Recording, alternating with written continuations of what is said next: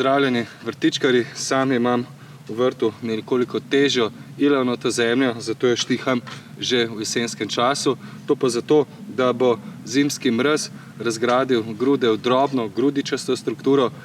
Tako bom spomladi lažje opravil prve setve in sajenje rastlin, zemlja pa bo v boljši kondiciji celo leto. Naj povem, da štihanje tal v jesenskem času opravimo konec septembra, tam do polovice oktobra, lahko tudi nekoliko kasneje.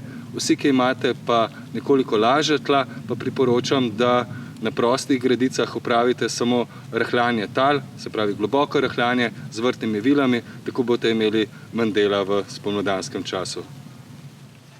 Težka ilovnata tla želim izboljšati, zato bom dodal bloke bioorganske zemlje in na ta način dosegal, da bodo tla bolj rahla, zadrževala bodo več vlage. To je še posebej pomembno v poletnem času, zato jo priporočam, da take bloke dodajate na vse tipe tal. To bo pa še posebej prav prišlo vrtninam, ki so nekoliko večji porabniki vode. Vemo, da to paše papriki, kumaram, paradižniku in seveda tudi ostalim vrtninam. Poznamo dva načina raztrosa bioorganske zemlje po vrtu.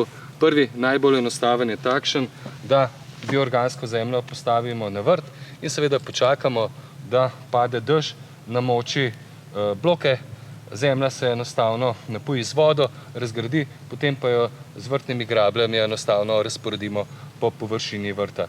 Drugi način je nekoliko hitrejši, poteka pa tako, da blok od bioorganske zemlje položimo v samokolnico, dodamo 30 do 35 litrov vode, počakamo, da se razgradi, vmes jo nekoliko obračamo, potem pa zelo enostavno samokolnico raztresemo po vrtu in enostavno pričnemo štihanjem ali globokim rahljanjem.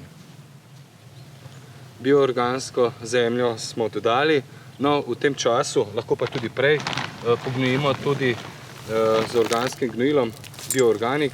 Polovico predpisanega odmerka dodamo že v jesenskem času, tako bodo imele rastline na razpolago hranila spomladi že takoj v začetku rasti. Drugo polovico pa dodamo neposredno v času priprave gredic, setve oziroma sajenje. Tista količina pa bo na razpolago nekoliko kasneje.